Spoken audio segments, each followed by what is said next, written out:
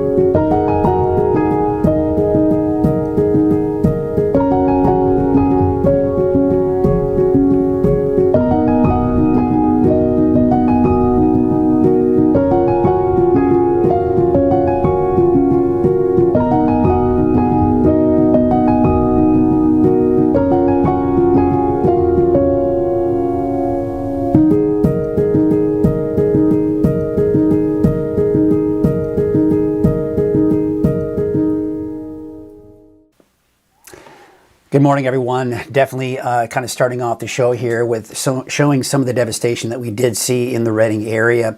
You know, there was a lot of overwhelming support on social media when I posted, hey, do me a favor, send your photos, your videos. There were way too many. I mean, that was already over a 3-minute long montage. So that was just kind of a hand pick of some of them. And I first of all want to thank you for if you participated and shared your photo or your video, and especially if you saw damage, if you saw property damage, and it must have been a difficult time for you. So certainly appreciate you sharing that. Now you take a look at some of the rainfall totals and you can clearly see why Redding saw the flooding, right? I mean, this is looking at the last 48 hours, but in a matter of 24 hours, Redding saw over 3 inches of rain in some spots. There were rain rates of over an inch in some spots here at some periods. And so obviously the ground was already saturated, but once we saw this training effect, or it's called a convergence line set up, it really just settled in one place. Now we see that a lot, and I talk about it a lot, but for it to last over 10 hours long, that's a little unusual. It happens, and it's happened before, but this was certainly a perfect setup for that. Typically it lasts an hour or so, and then it kind of goes up and down, and we didn't see a lot of movement with it. It did kind of vary a little bit north and south. That's why you maybe saw a little bit of rain, then it stopped, and a little bit more rain. But you head to the south of Redding, not nearly as much rainfall, right? And again, we're looking at the last 2 days, just basically over the weekend. And you can see pretty impressive amounts towards Quincy area. and down towards southern Humboldt County as well. So we still have a flood watch through Friday. Heavy rain will lead to flooding, more flooding, mudslides, debris flows. We already saw a lot of that. So we've got that through Friday. We still have, because of the rain we saw yesterday, there still is a flood warning for the Redding area through noon today. A flood advisory for the area circled in or, polygon, if you will, or a square in green. A flood advisory until noon today for those areas as well. And we can't forget about our neighbors on the coast. There's a flood warning. And that's for Elk Creek at Tehama Bridge. So, Elk Creek, Eel River at Tehama Bridge. Eel River, Tehama Bridge. It's been flooding, but it's expected to subside and drop through the day today. We're still seeing some rain, and what's interesting, the winds are still blowing a little bit here. And you'll notice that line over Redding. Check this out. I'm going to zoom it in here a bit tighter. It's not very intense, but it is light rain. And it was coming down at moderate rates not too long ago. This right here is because, look at the winds. Now, they're not nearly as strong as they were yesterday, but they're strong enough, and we've got that south-southeast flow of winds, which is what you need, at least one of the ingredients, for us to see that convergence line develop. And it's beginning to develop a little bit here this morning. So for areas that saw all that rain yesterday, you're probably seeing it again this morning, at least much lighter, but still, it's kind of that adding that insult to injury or rubbing that salt on that wound, because we don't need any more rain. We need the break. Everywhere else is almost pretty much dry. And you saw that on the radar. I mean, there's still some rain down to the south and east, a little bit out towards the west, but certainly not the widespread rain that we saw yesterday. You can still see the wet roads on Highway 44 at Sundial Bridge Drive. We've got I-5 at Red Bluff. Also looks wet on I-5, so slow it down. Keep in mind, too, there's still going to be a lot of standing water in the Redding area. So take it slow, especially at night. It's hard to see sometimes where some of that ponding water is. Main Street Chico, you got the wet roads there as well. So starting off with the wet roads, and the camera here on Highway 99 at Neal Road was shaking a little bit in the wind. Looks like the winds have died down a little bit here since I last checked. By the way, as I mentioned, I was so overwhelmed by the amount of support I got from Facebook followers and people posting their images and their videos. But for future, really a great location for you to share your photos is from the free Weather NorCal app. If you don't know about it already, you can get it on your iPhone and your Android.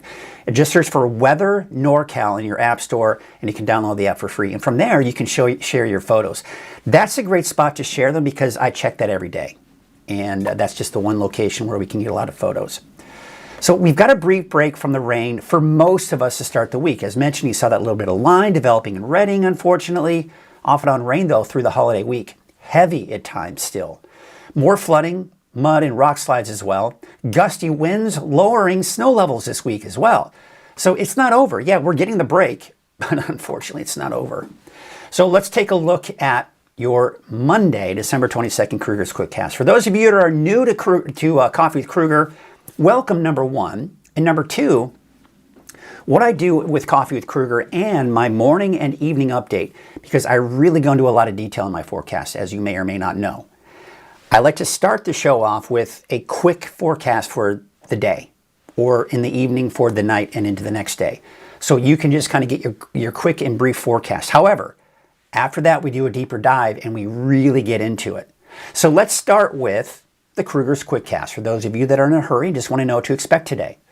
Temperatures right now are in the mid to upper 50s in the valley, 40s for most of us in the higher elevations. Wind speeds, as you saw, they're not terribly strong, but they're strong enough where it is creating a little bit of that line of showers that we saw yesterday. Not as heavy, though. So the winds for today, a little breezy, even this morning through midday, but I do expect the valley to see the winds to die down later on this afternoon and evening, but a little breezy for some of the higher elevations. Let's see here, out the door this morning. Let's see here, we've got Tracy Saget saying good morning. Still raining in Day, which is a MacArthur area this morning. Cynthia McIntosh saying it's raining here a bit of north of Red Bluff, that is, excuse me. So again, it's mainly dry in the valley. But don't get me wrong, I know that there's going to be some scattered sprinkles and some light showers, but nothing major at this point. We got Jackie Dixon saying good morning from Trinidad. Jay saying only an inch, but a lot of wind in Whitmore yesterday. So there you go. But again, yeah, just the overall rainfall that we saw yesterday, that's done with at least for now. And we're getting a break from that. And that's because the atmospheric river that was the source of moisture yesterday and really over the weekend, that is shifting southward. And that is going to bring most of the rain down to our south. But when we look at our HRRR forecast model, it actually is picking up on that line, that convergence line that we're seeing right now over the Redding area. It's a little more intense with it. I think it's being a little overly aggressive, but that could keep the potential for showers this morning in the Redding area northeastward along Highway 299. But overall, again, not anything to the extent that we saw yesterday for anyone. We're still going to see some rain, though, possibilities to the south, say southeastern Butte County, Plumas County, even southern Lassen County. But for the most part, overall for most of Northern California, it's not going to be a very wet day for most of us. Then you can see by tonight, that atmospheric river, it starts to shift back to the north and everyone getting back in on that rain tonight and tomorrow. So as we go into the deeper dive, we're going to go into our chances for rain and what it's looking like here. But there you can see, not a very big chance today, but much higher for Tuesday, Wednesday, Thursday, even Friday. And then it looks like the chances really start to fall off again by the weekend. And we'll go into the details of all that a little bit later. Here is your forecast for your Monday. Temperatures in the mid-50s for the valley, 40s for most of the higher elevations. We saw that a little bit earlier, mid-50s for the coast. Tonight, not too terribly cold, at least in the valley, upper 40s, low 50s. We're talking 30s for the higher elevations and somewhere in the mid-40s for you along the coast. All right, so here's a quick look at your 7-day forecast for the valley. There's that wet weather off and on Tuesday, Wednesday, Thursday, Friday. Expect the potential for more flooding, mudslides, and debris flows. And most of the mudslides and debris flows will be in the mountain highways, by the way. For the coast, off and on rain all the way through Friday. And then that break coming in by the weekend. By the way, you'll notice I've got snow levels on there. Starting off, by the way, tomorrow still 7,000 feet. But tomorrow, down to as low as 4,500, Wednesday, down as low as 4,500 feet. By Thursday, Christmas Day, and the day after Christmas, maybe as low as 3,500 feet. The lower that snow level, the bigger the possibility you've got chain requirements if you're traveling in the mountains. That is for sure. All right, let's take a look at some of those cameras out there this morning. Can't see much from Lake Oroville or North Forebay. Still a bit dark out there this morning. But the good news is days are going to start getting longer. Remember, yesterday was the first day of winter, the winter solstice. We're going to start seeing the days getting longer and longer. That's nice, right? Main Street Chico, looking at those wet roads out there this morning. Looks like traffic is flowing along here today. Of course, a lot of you probably still have to work this week. If you have kiddos, they're off. If you're a teacher, you're off. Good for you. Highway 44, Sundial Bridge Drive. You got some of those showers out there, keeping the roads wet out there in many spots this morning. Sutter Buttes, typically we can see some of those, but we're kind of socked in with some of the low clouds out there this morning. Taking a look at Crescent City this morning. Looks like, still a little wet up along the coast this morning. In fact, let's take a look at, let's do this. We'll take a look at Elk Country north of Trinidad. Kind of the low clouds, a little misty. But again, not that organized rain that we're seeing in most cases here and have seen here throughout the day yesterday. There's a look at Bald Hill West, looking down at, I believe, Hoopa Valley. Hard to see that because, again, kind of sucked in with some of those low clouds in the area. Soda Ridge, a lot of clouds there. Can't really see much out there. Typically, we can take a look at the Crags or even Mount Shasta. Fort Jones and in Scott Valley in general in Siskiyou County, you are seeing those mainly clear skies this morning and not even seeing the fog out there this morning. Hey, by the way, today is Thursday. It is, before we get to our deeper dive forecast, we have got our Turtle Bay Wonderful World of Animals, sponsored by Grange Co-op. We are going to hang out with a python. Check it out.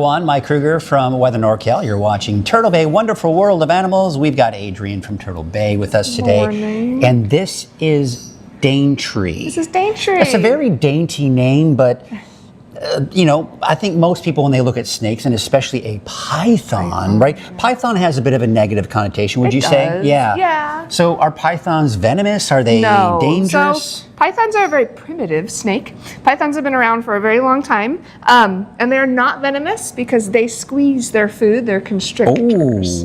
But pythons boa constrictor, right? Pythons get really big. The biggest python in the world is actually can get 32 feet. The reticulated python. So they're not small sometimes. Yeah. But so what's just comparatively speaking? What are we? She's a carpet python. Carpet pythons are native to Australia, and she's about 7.5 feet. She could potentially get up to about 9 or 10 feet. Okay. Some carpet pythons you can get at like 12 feet in Australia. Those are big, beautiful carpet pythons, but they're all over Australia. She's actually a jungle carpet python, so she's from the Daintree rainforest. Hence the name. Yep, hence the name. It's in northeastern Queensland. Right. Good job. Good geography lesson there. Great lesson there. So the thing we have to remember is that reptiles in the wintertime, we talked about torpor with the skunk on one of your sessions. These guys also have to deal with the cold weather. And what do reptiles do when it gets cold? They want to get out in the sun, right? And warm up. Yeah, so on those nice warm days, we might see the fence lizards out or the western pond turtles out. But when it's cold like this, they're going to go through what's called brumation. And brumation is different from the mammals because with mammals, we go by the amount of light during the day. Yeah. But for reptiles, it's all about temperature.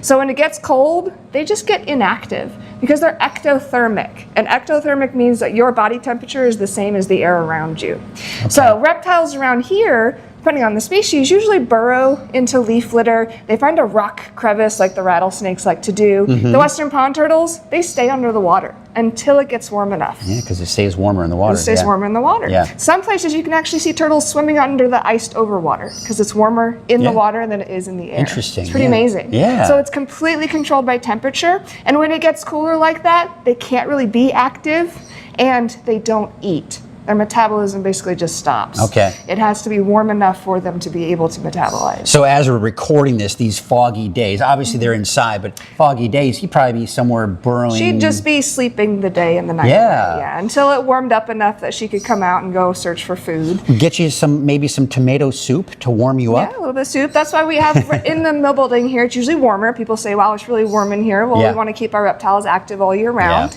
And they all have heat lamps. So when she gets cold, she goes all the way to the top of her exhibit and you'll see her just sitting under the heat lamp, and when she's warm enough she'll go back down into her little cave with the turtles. What a great deal. Great deal that you got over here. I feel like that would be a pretty good life. I would love to do that. Just go bask in the sun and then go back to sleep. I love being warm, so if I had a heat lamp I'd be a happy camper myself. I know you probably enjoyed Mexico a lot because it was nice and warm down there. Yeah, it was warm. It definitely was very nice. Well, I appreciate you. Some great lessons we've learned here, and Daintree, you know, scary as you may look, apparently you're not. You just constrict, but you're not venomous. So that is very cool. Well, thank you again, and we'll see you next week for another edition of Turtle Bay, Wonderful World of Animals. Once again, I want to thank Grange Co-op for their sponsorship of the Animal Family segment, actually, Turtle Bay Wonderful World of Animals. They also sponsor Pet of the Week. And, of course, every Wednesday, you've got a Grange Co-op spotlight as well. So, once again, I want to thank them for their support. All right, so here is what I am tracking. Hold on one second here. We also can't forget about our sponsor of Coffee with Krueger. Yeah, Coffee with Krueger is made possible by Wind River Resort and Casino. At Wind River Resort and Casino, enjoy friendly service, a wide variety of specials and promotions, plus all of your favorite slots and table games. All right, before we get to that deeper dive, here's what I'm tracking. Here's what we're going to be talking about in the deeper dive. Series of storms through next week. Possible more flooding, rock slides, mudslides, debris flows, gusty winds at times. We got more winds coming, folks, and we're talking 30 to 50 miles an hour again. That could be more wind damage, power outages, down trees again. And lowering snow levels could lead to mountain snow, leading to travel delays just in time, unfortunately, for your holiday travel. So we're going to get into all of that in our deeper dive forecast which is sponsored by Shasta Hearing Aids. I'm Gabe Kossel with Shasta Hearing Aids. Let's talk about something I see all the time, what I call the crazy cycle. People want to hear better, but the right technology feels too expensive, so they settle for something cheaper that doesn't match their lifestyle. Our Here For You program breaks that cycle. You get the best technology at an affordable price, plus a lifetime service plan that keeps everything clean, up to date, and working exactly as it should. Our goal is to make sure no hearing aids end up in the drawer. We break the cycle and deliver what quality care really sounds like. All right. Or once again, we start off with the radar here. I got a couple of questions here I saw here. One was asking if they're going to see snow in Hayfork, and the quick answer for you is not likely, and if you do, it's just going to be a bit of a mix. I wouldn't anticipate any accumulating on the ground at this point. And then I've got someone asking, will there be a break in the rain today? Travel safe in the store? I have things I need to get to. Can't go without. Most of the roads shouldn't be flooded, but just take it easy. Go out and run your errands, but just take it easy. If you see a flooded road, especially if there's cones, if there's a blockade, don't go around the blockade. But let's take a look at the radar. Let's show you what's going on here. You can see the rain is beginning to kind of taper off a bit, and you can see even down to the south, not much rain. We did see a little bit of rain developing in the Redding area. Looks like that is also showing signs of tapering off. But with those south winds, a little breezy at times, we may still see some redevelopment of rain around the Redding area here through the morning hours, unfortunately. But it's not going to be enough to really agitate the flooding that we've seen over the last 24 hours. Now, this right here is the atmospheric river that was aimed at us over the weekend. This is expected to shift southward here and is already doing so. But as this area of low pressure dives to the south, what it will do is cause this to tilt back up northward here by the time we get into this evening and into your Tuesday. There's tonight around midnight. There it is. You see that low goes to the south, that tilts back up right over Northern California by the time we get into your Tuesday. Now you can see the area of low pressure at this point is going to start to see the areas of moisture rotate around it. So the main atmospheric river by Wednesday is actually down to our south. And you know, we're looking at some you could maybe consider them atmospheric rivers, but essentially what's going to happen for Wednesday, Thursday, Friday, just a good old-fashioned area of low pressure tapping into some moisture here off over to our south and west. Low pressure here, little batch of moisture coming in Wednesday, another batch of moisture right here coming in for Christmas Day. And then as we go into Friday, low pressure is going to move through, maybe some more scattered showers for your Friday. And then by Saturday, Sunday, look what's happening. You see the brown colors? That's a lot of that drier air beginning to move on in. But look at this. We're seeing some moisture right there in the Sacramento and San Joaquin Valley. We may see the return of fog, especially if we can get that clearing and those calm winds. Wouldn't you know? Maybe some more of that fog again here, but we'll see. All right, atmospheric river, we talk about these. Some of the comments I've heard about atmospheric rivers is that they're supposed to be several days long. A lot of people have a misconception about them. Number one, because the media has hijacked the term atmospheric river, which is real. It's a scientific term. We as meteorologists use it and help to explain what's going on with the weather, but it's been hijacked because, you know, over-dramatizing. That's what the media loves to do, over-dramatize. So unfortunately, the term atmospheric river, you know, then I use the term and then people basically accuse me of being overly dramatic. That's not the case, because there are a lot of people don't realize there are 5 different categories of atmospheric river, 1 through 5. 1 being just beneficial rainfall, good thing, not a great thing at atmospheric river 5. That's when you have essentially hazardous conditions, a lot of flooding, mudslides, debris flows, the works, and then everything in between. Now, we typically see during these atmospheric river events, you see a spike and then you see a drop. So we see these breaks many times between the atmospheric rivers. So that's a good thing. And number 2, they're typically within this range here. But one of the things that's different about what we saw even just yesterday, number 1, for the Redding area, it wasn't necessarily the atmospheric river that was right on top of us dumping a ton of rain on us. It was the southerly flow of winds. We saw that convergence line, and that convergence line blew those winds from the south up the mountains and squeezed out that moisture right over that area that we saw the heaviest amount of rainfall for over 10 hours in many cases here, with that moderate to heavy rainfall for 10 plus hours, which is why we saw the astronomical flooding. And on top of that, before this all happened, we saw a lot of rain and the ground was already saturated. So you had all of that rain on top of a saturated ground, and that's why flooding occurred so quickly and became a major problem. We know of one death, unfortunately, and there were also rescues. So you need to be careful during these types of situations. But just off and on rain is essentially what we're looking at here. Temperatures right now, as you can see here, are in the mid-50s for the valley, 40s for most of the higher elevations. All right, so let's take a look at Futurecast. Here you can see that we do have, again, it's picking up a little bit on that little bit of rainfall that we are seeing, but the bulk of the rain is going to be down here throughout the day. A little bit of shower activity maybe along the coast as well, but overall, when we're talking rainfall from what we saw over the weekend, much drier than it was. So we're getting a break from this wet weather for most of us, with the exception of Plumas, southern Lassen County, and down into parts of southeastern Butte County as well. Then by tonight, that begins to shift northward. And you can see by 8 o'clock in the morning, we're seeing that rain. And then that shifts even more to the north Tuesday midday. Now it's mainly over the north coast. But what's going to begin to happen is that low pressure I was talking about is going to start to dig to the south and then eventually tap into some moisture and bring that in from the southwest. And you'll see that.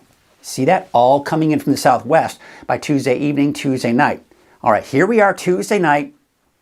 Look at all the rainfall.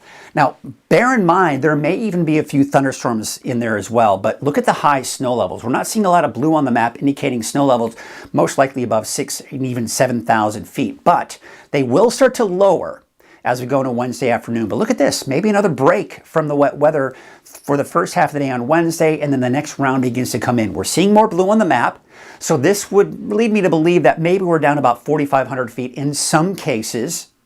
And then by the time we get into, this is Christmas Eve. So this is early Thursday morning, Christmas morning. Look at this. It's a cold front right here that's going to be passing through. So along the cold front, a few things as we go into Wednesday night, early Thursday morning.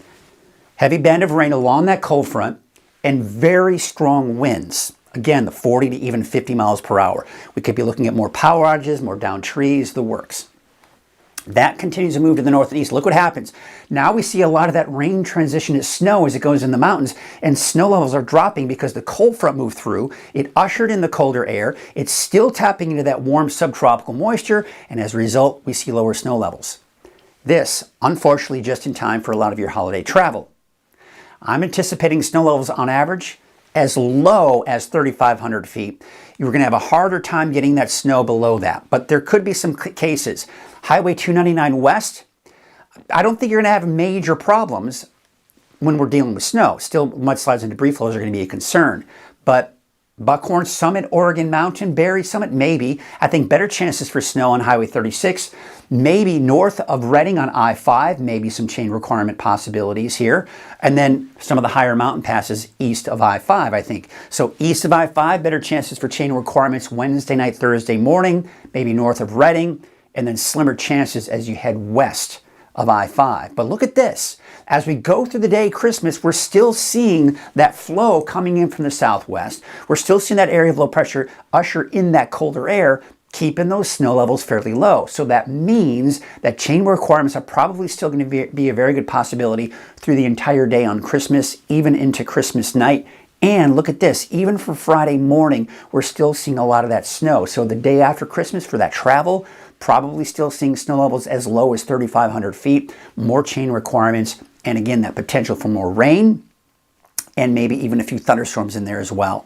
So taking a look at the rainfall total estimates here, there you can see, of course, today. Then we go into Tuesday, we see a little bit more. Then we go into Wednesday, we've got more. Thursday, we tack more on top of that, and then going into Friday morning. Now, you can also see the flash flood risk. That's for today, the heaviest, right? And then later this evening, it kind of works its way to the north and west. You can see as we go into tomorrow, flash flood risk for many parts of Northern California, and that continues as we go into your Wednesday and most likely even into your Christmas Day as well. In fact, we take a look at just a couple of the rivers out there. This is Mad River near Arcata. It did reach the moderate flood stage yesterday afternoon, but you can see here it already started to drop, and it's expected to drop significantly closer to no flood stage to the action stage through a good portion of the rest of this week.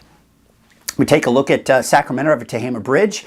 Now we're expecting this, even though it's dropping as we speak because we're seeing a break from the rain, as we see more rain this week, we could quite possibly get within that minor flood stage here for Sacramento River to Hama Bridge. This is a look at just a couple of the bridges, a couple of the rivers, but just to kind of give you an idea that we do have the potential for some flooding in some areas, especially along the Sacramento River. But there you can see we're transitioning now to talk about snow.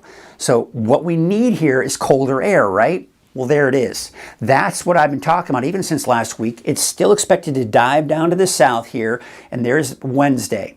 The warmer air has been pushed off to the east. So then as this starts to push to the south and east, as we go into Wednesday, Thursday, that colder air moves in, it's tapping into the subtropical moisture, and now we've got that snow that we were just looking at here. And then that will probably push through as we go into the weekend, and eventually we'll be on the backside of that area of low pressure, meaning we'll probably start to dry things out here for Saturday, Sunday, and most likely even into early next week. So let's take a look at the forecast snow totals day by day. Today, nothing, right? Nothing new. Then we go into Tuesday, snow levels 6, 7, even 8,000 feet. Nothing to be terribly concerned about at this point. By Wednesday, well, there you have it. Now we're starting to see some of the higher mountain communities like Chester and even Portola at least measuring something. Always overdoes it for Etna. I'm not sure why, but don't pay attention to that. That's not going to be the case. All right, so that's Wednesday evening. Still nothing major. You may run into a few chain requirements here by Wednesday evening, but by Wednesday night, Thursday, look at that. Now you see it really light up, right? Especially through the day on Thursday, because we're going to see that often on snow. So Chester, yeah, I'd say we're kind of on the lower end of what you're seeing there, from 8 to 12 inches of snow. Bernie, I think maybe a bit of a mix for you. Nothing major though. And then I would say maybe even a chance for some accumulating snow out towards places like El Turris, Mount Shasta City. You're the borderline of where that rain snow mix will be. So you may, if you're lucky, and I say lucky because maybe you want the snow, you may see some snow accumulating in Mount Shasta City. Someone was asking Hayfork. Hayfork, probably not. I think you're a little bit too low.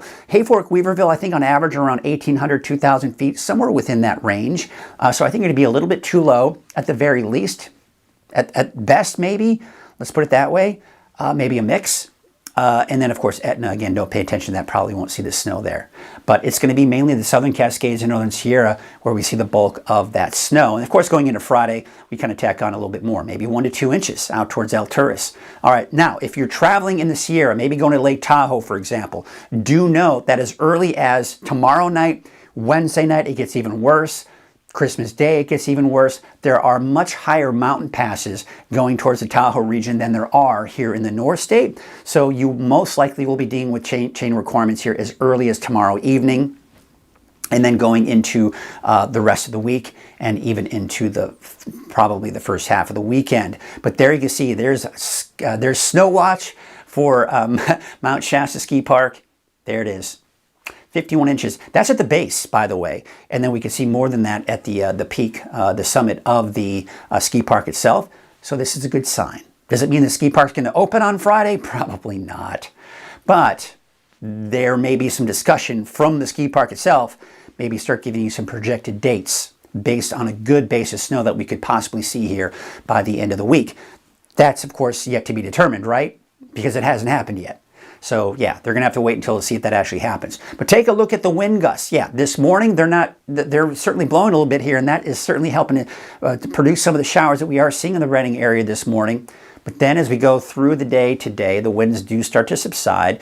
Tuesday, not so bad. Even through the afternoon, they start to pick up. And then by Tuesday night, look at the winds really starting to pick up here. Now you're getting to 40, even 50 mile an hour range here. Pretty much everyone seen that potential. But by Wednesday morning, those winds should subside. And then with the system coming in Wednesday night, Thursday, the winds pick back up again. Unfortunately, it looks like for your Christmas Eve, looks like for your morning on Thursday, you'll be dealing with some gusty winds out there and wet conditions in the lower elevations, snow, maybe as low as 3,500 feet. And then there you can see, of course, that continuing through the day on Thursday. So gusty winds through the day on Thursday, which would mean for the mountain travel, blowing snow. Blizzard-like conditions could be something you'll be dealing with as well. Check this out, lake levels. Look at that. In the last 24 hours, Shasta Lake has risen almost 4 feet. Look at that rise, looking good. Look at Lake Oroville.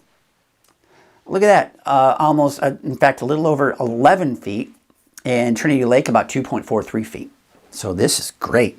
Great for the lakes, not so great for the flooding that we've seen. Now, what we're seeing here is the wave heights will start to increase as we do go into your Tuesday. No smallcraft advisories today, but that may change here as we go into tomorrow. There you can see the south winds at about 10 to 15 knots. And of course, as I mentioned, no alerts. All right, let's take a look at your neighborhood forecast, sponsored in part by Dignity Health. We're going to take you neighborhood by neighborhood, starting off with Trinity County. Temperatures low 50s. You're going to be mainly dry today, but you are seeing the rain off and on Tuesday through Friday. Snow levels as low as 3,500 feet. All right, we take it down to the south. Forest Glen about 47, 48 degrees for Wildwood today, and Hayfork about 51. Here's your North Coast neighborhood forecast. Miranda about 53, 54 degrees out in Garberville, and Shelter Cove about 54. You may still see some sprinkles, maybe a light shower, especially through the morning hours, but again, not as wet as it has been, at least for today. But by tomorrow, more wet weather continues, and it's off and on through the rest of the week. 45 degrees for Gas Key today, 50 for Klamath, and 53 degrees out in Orick. For your Siskiyou County neighborhood forecast, temperatures upper 40s to low 50s along the I-5 corridor. You're looking at temperatures upper 40s there. 47 out in Greenview, 48 for Etna. You've got more rain coming in probably sometime tonight and tomorrow. There's a look at central and eastern Siskiyou County. Eventually snow levels 3,500 feet. Yeah, Mount Shasta, you could see some snow, and maybe even some accumulating snow by the time we get into Thursday and possibly even into your Friday. There's a look at Modoc County. Alturas, you could see some accumulating snow. Not a ton, but I think you could see some snow. Eastern Mountains, I think some of you in the higher elevations will see some of that snow as well, like Bernie, maybe a mix. At most, I think it's going to be hard pressed for us to see accumulating snow in Bernie, but again, you're going to be kind of borderline. Taking a look at Lake Almanor, Lassen Park. We got those snow levels basically as low as 4,000 feet. Gets a little bit higher as you head south into the Sierra here. But you can see 46 degrees for Greenville. Paradise about 53, 54 degrees in Susanville. And your valley neighborhood forecast to the south, temperatures should be somewhere in the mid-50s for your daytime highs. Mainly overcast skies. I think many of us in the valley may have a hard time seeing some sunshine today, and maybe some drizzle too, especially this morning. But there you can see for Chico, off and on rain. Christmas Day, yeah, wet and windy, and that continues into Friday. 54 degrees for Redding, 53 degrees for the city of Shasta Lake, and Lakehead about 53 degrees. All right, let's take a look at your 7-day forecast for Redding. Looking festive. It's that week. It's Christmas week, so let's put a nice little Christmas festive feel to it. So, yeah, here's the thing. Today, again, is that break. A well-deserved break. I think a lot of people are happy about the fact that we're getting that break, but it's not going to last forever. We've got more rain for Tuesday, Wednesday, Thursday. We've already got a saturated ground. We're getting some relief, but the ground is not going to be able to hold much more water. So should we get those, long periods of rain, even for just a few hours, you can start to see some minor flooding. And if it lasts long enough, then you can be talking about the potential for some major flooding in the area as well. All right, so that's going to do it for us this morning, folks. Again, I want to thank everybody who participated in my Facebook post. I asked you to, and you delivered, to send photos and videos of some of your flooding that you saw in the region. And it wasn't just for Redding. I saw other areas that shared some of their photos and videos as well. So thank you for participating. I know that was difficult, especially if you did see flooding and damage to your property, unfortunately. So there you go. Thank you, Curtis. We have got, let's see what some of you are saying here. Yeah, pretty active since I, oh man, look at look at 2 pages worth of, this is great. So let me just kind of go through some of your comments and let's see if there's any questions here. People thanking me for my calm, well-explained forecast. I appreciate that. I love going into the detail. I like to geek out every once in a while. Looks like we've got Matt Root saying Shasta Lake is up 11 feet. Isn't that awesome? Good wet Monday morning. My rain gauge showed 3.7. Let's just kind of put some of you on here and see what's going on here this morning. And then, of course, we've got Mark Olson. We got Curtis Brown, one of our regulars. We got Curtis Brown. He's one of our regulars, so I appreciate even on these busy days when we got a lot of new faces, our regulars are still here. So thank you, Curtis. It's our go-to real weather forecasting. I appreciate that. And then, of course, we got Tracy and Matt Root saying thanks and all that good stuff. So I appreciate all of you this morning. Well, what do you say? I'm going to take a look at some of the cameras here again, see if there's anything significant to talk about. Let's see if they're... Ooh, that's kind of a nice shot. Let's take a look at that. There we go. Taking a look at Soda Ridge here. That's beautiful looking down. I think that's... I believe that's Hoopa Valley down there. You can see Fort Jones. This is looking down at Scott Valley. Taking a look at Lake Oroville this morning. Still a little foggy actually there this morning. This is looking at North Forebay. And just kind of the overcast skies that we're seeing there. And there you can see kind of out in the Chico area. Let's take a look at Crescent City this morning. Still a little dark.